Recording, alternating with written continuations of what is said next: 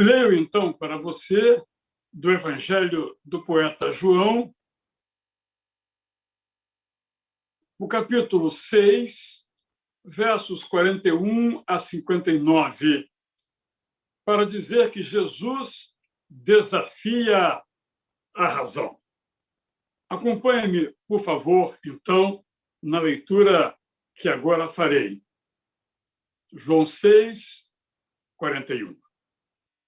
Então os judeus começaram a murmurar contra Jesus, porque tinha dito: eu sou o pão que desceu do céu. Eles diziam: esse não é Jesus, o filho de José? Por acaso não conhecemos o pai e a mãe dele? Como é que ele agora diz: desci do céu?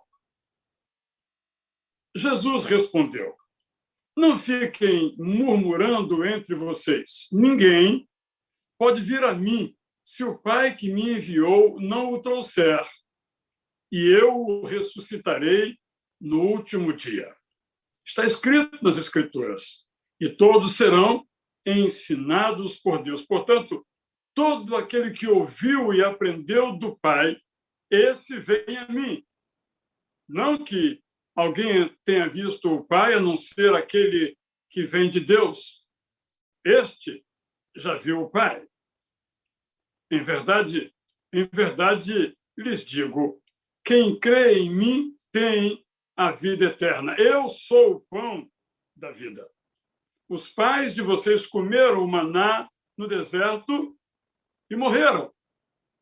Este é o pão que desce do céu, para que todo o que dele comer não pereça. Eu sou o pão vivo que desceu do céu. Se alguém comer deste pão, viverá eternamente. E o pão que eu darei pela vida do mundo é a minha carne.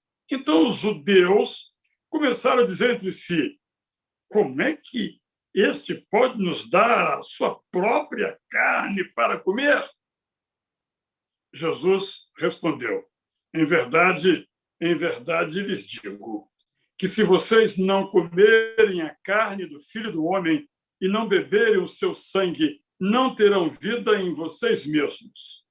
Quem come a minha carne e bebe o meu sangue tem a vida eterna, e eu o ressuscitarei no último dia.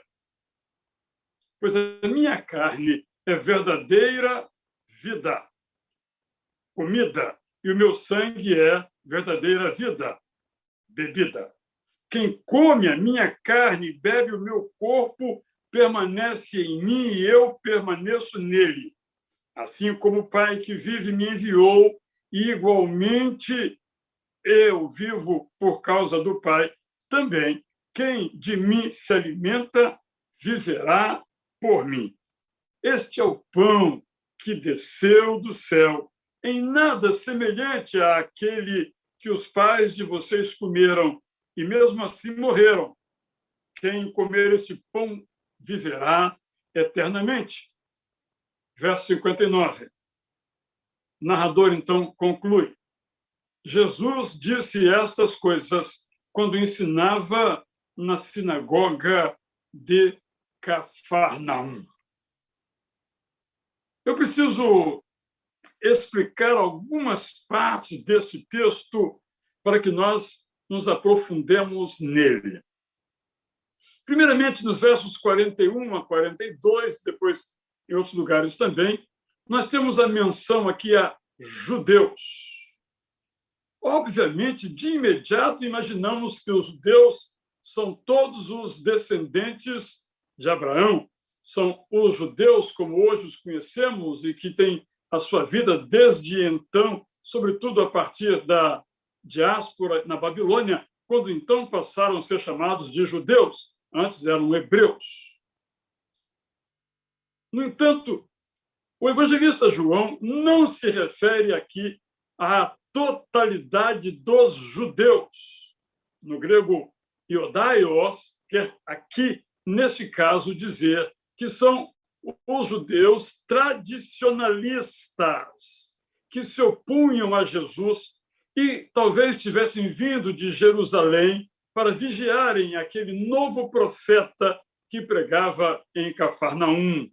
Portanto, não são todos os judeus que se opuseram a Jesus, mas este grupo de judeus religiosos, que talvez, inclusive, tivessem ido a Nazaré para pesquisar a sua família, ao ponto de dizerem o nome do pai dele, supostamente, como era sabido, e da mãe real dele, Maria.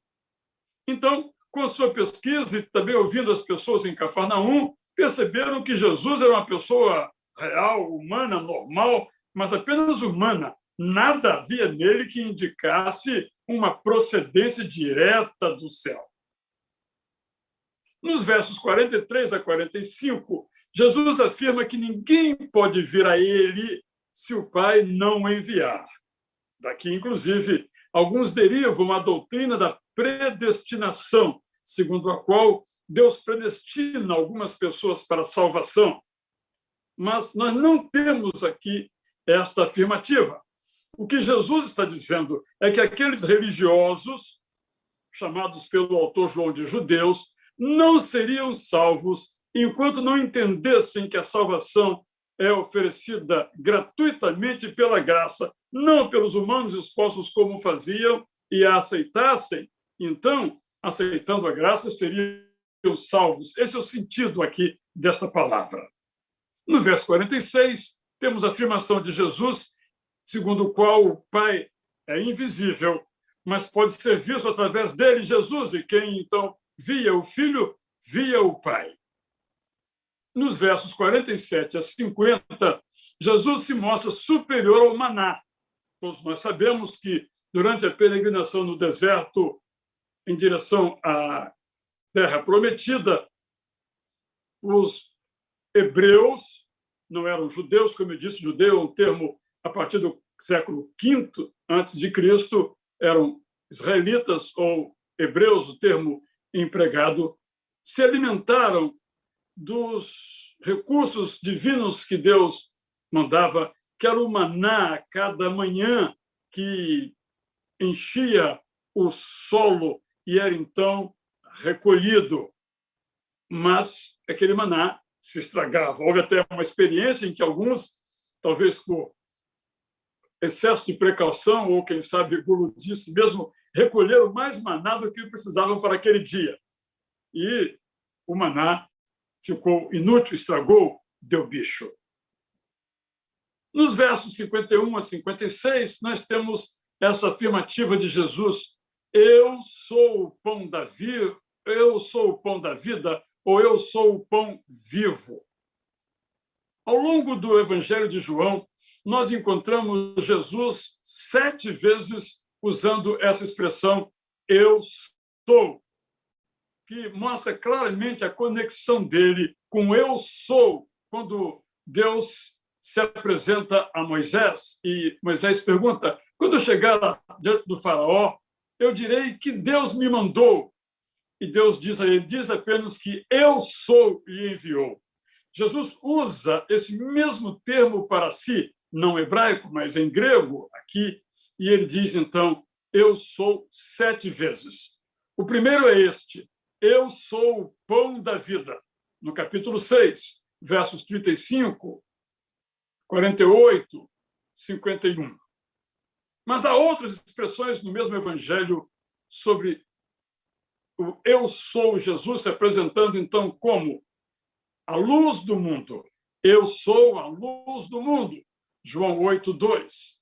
Eu sou a porta das ovelhas. João 10:7 e 9.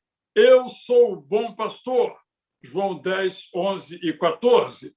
Eu sou a ressurreição e a vida. João 11:25. Eu sou o caminho, a verdade e a vida. João 14:6. Eu sou a videira verdadeira. João 15:1 e 5. Eu sei que você não conseguiu anotar tudo, mas depois você abre a sua Bíblia no Evangelho de João e vai procurando esse eu sou e marcando. Eu sou o pão da vida. Eu sou a luz do mundo. Eu sou a porta das ovelhas. Eu sou o bom pastor. Eu sou a ressurreição e a vida. Eu sou o caminho, a verdade e a vida. eu sou a videira verdadeira. Ditas estas coisas que espero ter aclarado o texto, eu preciso dizer que quando Jesus diz eu sou o pão da vida, ele está usando um recurso literário conhecido pelo nome de metáfora. Uma metáfora nos chama a atenção para uma verdade. Uma metáfora nos conduz a uma viagem de um lugar para o outro. Nós não podemos entender, portanto, uma metáfora de um modo literal, porque não existe pão vivo. Todo pão se estraga, todo pão tem um prazo de validade. Só podemos entender eu sou o pão da vida, ou o pão vivo, ou o pão que desceu do céu, como uma metáfora, uma figura de linguagem para expressar algo mais profundo. Há muitas pessoas que, como os judeus, na expressão do modo como empreguei, como aqueles religiosos estritos legalistas, que não conseguem entender a metáfora. Quem não consegue entender essa metáfora não entende que Jesus é o alimento permanente. Não é como o maná, que não é uma metáfora, mas algo real, físico, tocável, que se derrete com o tempo ou com o calor. Isso, então, nos ajuda a entender uma outra metáfora. Quando Jesus diz que era preciso que quem quisesse ter vida eterna comesse o seu corpo e bebesse o seu sangue. Jesus não está propondo aqui o canibalismo religioso, nem o vampirismo, como nos filmes do tipo Drácula. Parece óbvio aqui, mas não há metáforas apenas aqui, em toda a Bíblia. E sempre devemos ler metáforas como metáforas, para não cometer, por exemplo, o equívoco dos romanos, que se sabiam muito inteligentes, mas não entendiam que Jesus usava metáforas. Tanto é, quando eles liam e ouviam relatos de cristãos reunidos para a ceia do Senhor, e quando liam Mateus, em que ele fala, isto é o meu corpo, comam-no, os romanos ficaram horrorizados. Que divindade é essa que quer que os seus seguidores comam o seu corpo? Não entenderam a metáfora. Quando ele fala que a carne dele tinha que ser comida, o sangue dele tinha que ser bebido, ele estava dizendo que quem quiser ter a vida eterna tem que aceitar a morte de Jesus no seu lugar. Tem que entender que o sangue de Jesus foi derramado para substituir o sangue dos reais culpados, dos reais pecadores. E essas expressões de Jesus acabaram tornadas rituais numa celebração, a celebração da ceia do Senhor. Nos versos 57 a 58, Jesus volta e repete a ideia do pão vivo para dizer que ele é o único que é suficientemente capaz de nos alimentar, mas alimentar espiritualmente. Se eu tenho fome, eu preciso comer pão, macarrão, arroz, alface, chuchu. Jesus não satisfaz a minha fome biológica. Ele satisfaz a minha fome espiritual. Eu posso dizer que Jesus providencia pessoas e recursos para que tenhamos o pão, o macarrão, o arroz, a nossa carne, na nossa casa, melhor dizendo, desculpe. Jesus providencia os recursos para que tenhamos o pão, o macarrão e os outros alimentos na nossa mesa. Nesse sentido, ele nos supre, mas ele não é o alimento, ele providencia o alimento. Mas quando se trata de alimento espiritual, é isso que ele faz. Não o deste pão, mas espiritualmente ele é o nosso pão. Eu, como sempre tenho feito, então, preparei uma paráfrase desse texto de João. Quero ler, então, aqui agora para vocês. É um esforço que tenho feito para tornar mais clara a compreensão do texto bíblico. Quando Jesus disse que era o pão que desceu do céu, aqueles que o acompanhavam para o vigiar começaram a reclamar. Como ele pode dizer que desceu do céu, se nós bem sabemos que seu pai se chama José e sua mãe Maria? Jesus lhes respondeu: parem de reclamar. Venham aprender comigo. Lembrem-se do que disse o profeta Isaías: todos os que são filhos de Deus serão ensinados por ele. Todo aquele que conhece as Escrituras sabe quem eu sou e me segue. E todo aquele que me segue vive eternamente. Quem quer conhecer verdadeiramente o Pai eterno me segue e plenamente o conhece. Vou repetir. Quem crê em mim viverá para sempre, porque eu o ressuscitarei no final dos tempos. Eu sou o pão da vida. Seus antepassados comeram maná quando estavam no deserto e morreram.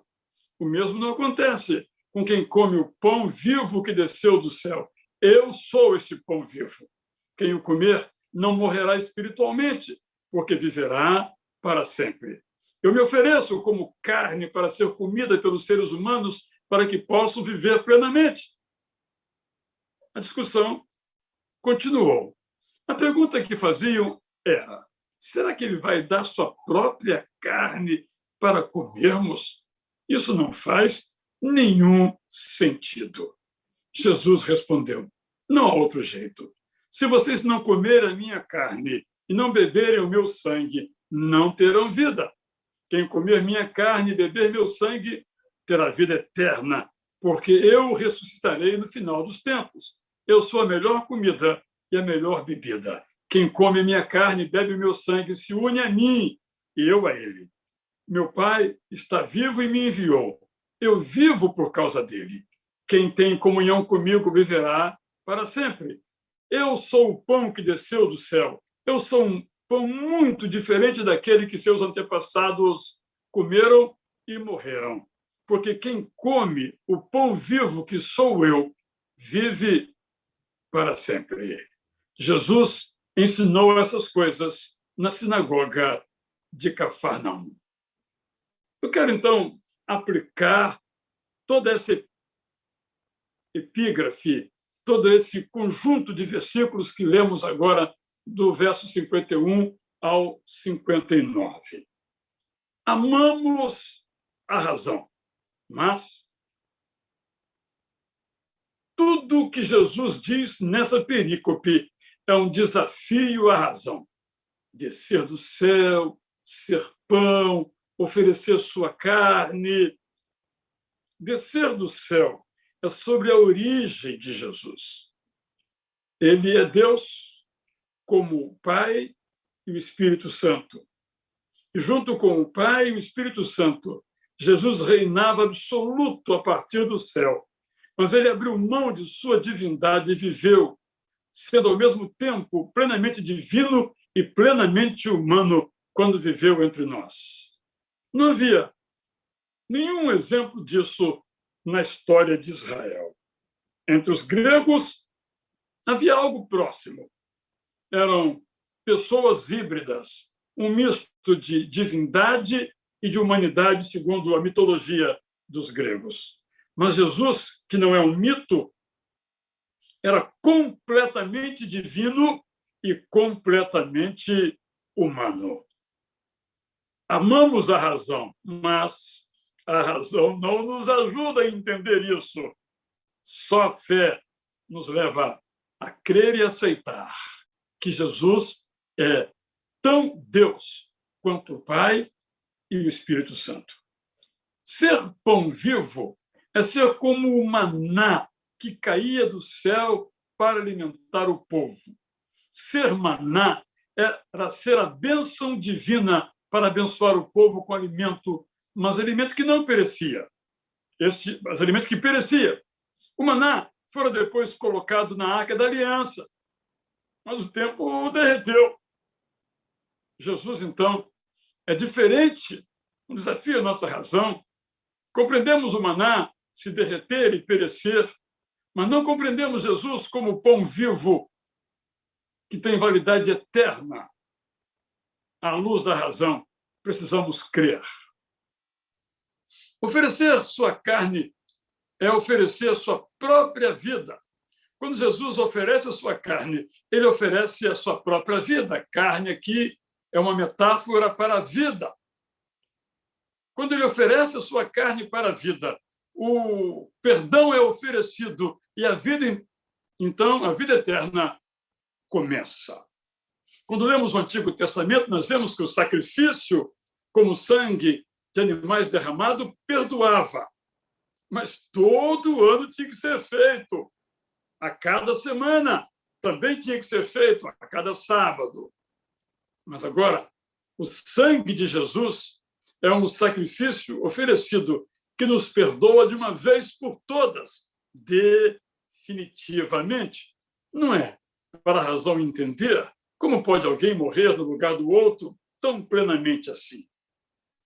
Não dá para entender o ressuscitarei no último dia, uma promessa que Jesus fez e ainda faz, mas promessa que se tornou visível, real, tocável a partir de sua própria ressurreição.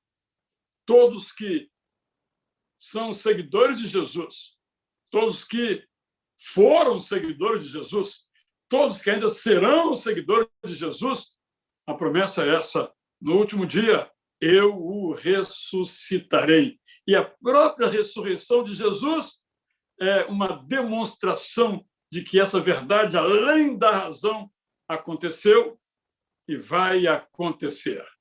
Para a razão, não há ressurreição. Para a razão, não há pão que não estrague. Para a razão, nem maná mesmo houve, que foi uma narrativa inventada. Para a razão, não há céu, não há nada que nos transcenda, que seja além de nós, não há nenhuma realidade além dessa que nós pisamos e tocamos. Para a fé, há céu. Há Deus, que é onisciente e onipresente. Para a fé, houve um maná que alimentava diariamente multidões. Para a fé, Jesus é o pão que não se estraga. Para a fé, há ressurreição e nós iremos ressuscitar. Nós amamos a razão, desde que ela fique no seu lugar, abaixo de Deus. Mas ainda, amamos a razão, estudamos as metáforas. Como eu disse, uma forma figurada de dizer uma verdade que o discurso racional não consegue. Os interlocutores de Jesus eram superficiais, não compreendiam metáforas. Nós podemos e devemos compreendê-las. Aqueles homens e mulheres que vigiavam Jesus estavam agarrados como escravo à letra da lei. Eu imagino eles lendo, por exemplo, Isaías dizendo que as árvores batem palmas. Um devaneio poético, não entenderam o que é alegria, na forma de uma metáfora. Nós também não podemos nos agarrar à letra das palavras, senão nós não entenderemos. Vou dar um exemplo que toda criança sabe. Quando você chega para o seu filho ou seu neto e diz: isso doeu no meu coração, meu filho, meu neto. Ele não vai perguntar: pai, o senhor está com problemas cardíacos? Ele entendeu que o coração é um lugar que, metaforicamente, é a alma, a vida, o desejo de alguém. Todos sabemos disso. E quando vamos à Bíblia, temos que nos vestir desses óculos da inteligência para entender metáforas. Senão, como aqueles inimigos de Jesus, vamos ficar apenas em frases feitas quando podemos nos aprofundar. E tem um campo em que nós podemos exercitar isto. Eu vou ler, então, para você agora Mateus, capítulo 26. Você conhece bem a história. É a história da primeira celebração da ceia de Jesus. Versos 26 a 30, nós lemos o seguinte. Enquanto eles comiam, no caso, a Páscoa normal dos judeus, Jesus pegou um pão real, um pão feito de farinha, todos os seus ingredientes, e abençoando aquele pão, Jesus o partiu e deu aos seus discípulos. Tomem, comam. Até aqui, discurso literal, palavras no seu significado mais simples. Mas agora ele diz: isto é o meu corpo. Agora é uma metáfora. Isto não é o corpo de Jesus. Uma metáfora. Simboliza o corpo de Jesus. Verso 27. A seguir, Jesus pegou um cálice e, tendo dado graças, o deu aos seus discípulos. Estou aqui com um cálice, você aí com o seu cálice. Isso aqui é apenas um cálice, contendo, no meu caso aqui, suco de uva tinto. Aqui está. É apenas um cálice. E o seu conteúdo é apenas suco de uva. Nada mais do que isto. Se cair no chão e se derramar, vou ter que limpar. Se quebrar o vidro, vou ter que recolher e dispensar adequadamente. Mas o texto continua. Bebam todos dele. Perfeito? Como vamos beber daqui a pouco. Apenas, então, somente suco de uva. Mas aí o discurso muda. Vira metáfora. Isto é o meu sangue. Ora, como isso aqui é sangue? Tem a cor de sangue, parece com sangue, mas não é sangue. É uma metáfora. Acho que fica muito claro para nós o que é metáfora. E Jesus continua. O sangue da aliança, o sangue do pacto, o sangue do acordo, o sangue do testamento novo, sangue que é derramado em favor de muitos para a remissão de pecados. No passado, o sacrifício era um sangue que se derramava, que se espargia sobre o altar. E quando aquele sangue era derramado, firmava-se um pacto, e por esse pacto perdoado era o pecado. Só que, quando aquele fiel pecava de novo, tinha que fazer outro sacrifício. Jesus, então, diz que quem toma desse cálice, metaforicamente falando, toma desse cálice como sendo o sangue de Jesus, realmente é perdoado. E o perdão não é uma metáfora. Você vai dizer, mas é muito confuso, às vezes é, às vezes não é.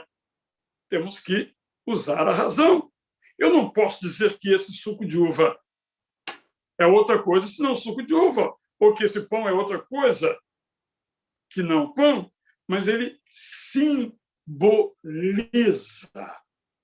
Tão forte é que podemos dizer que ele é, enquanto símbolo.